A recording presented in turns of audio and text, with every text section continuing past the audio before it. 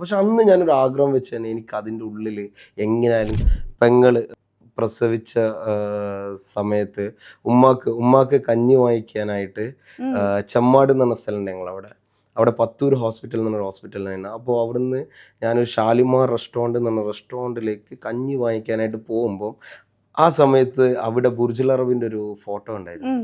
അതെനിക്ക് ആ സമയത്ത് എന്താണെന്നറിയില്ല. ഇത് ലൈബ്രറി ആണോ അല്ലെങ്കിൽ മ്യൂസിയം ആണോ അല്ലെങ്കിൽ വാട്ട് എനിക്കറിയില്ല. പക്ഷെ അന്ന് ഞാനൊരു ആഗ്രഹം വെച്ച് തന്നെ എനിക്ക് അതിൻ്റെ ഉള്ളിൽ എങ്ങനെയായാലും കയറണമെന്ന്. അതെൻ്റെ സ്റ്റോറി ആയിട്ട് ഞാൻ പറഞ്ഞായിരുന്നു. സം ഹൗ ലേറ്റർ ഓൺ അതൊരു ഹോട്ടലാണെന്ന് ഞാൻ തിരിച്ചറിഞ്ഞു. അങ്ങനെ അവിടെ എങ്ങനെയെങ്കിലും വർക്ക് ചെയ്യണം എന്നുള്ള ഒരു കഠിനമായിട്ടുള്ള പ്രയത്നം ഉണ്ടാവുമല്ലോ. അങ്ങനെയാണ് ഞാൻ ബുർജുൽ അറബിൽ വർക്ക് ചെയ്യുന്നത്. ബുർജുൽ അറബിൽ വർക്ക് ചെയ്തത് എൻ്റെ ലൈഫിൽ വലിയൊരു മാറ്റമാണ് ഉണ്ടാക്കിയത്.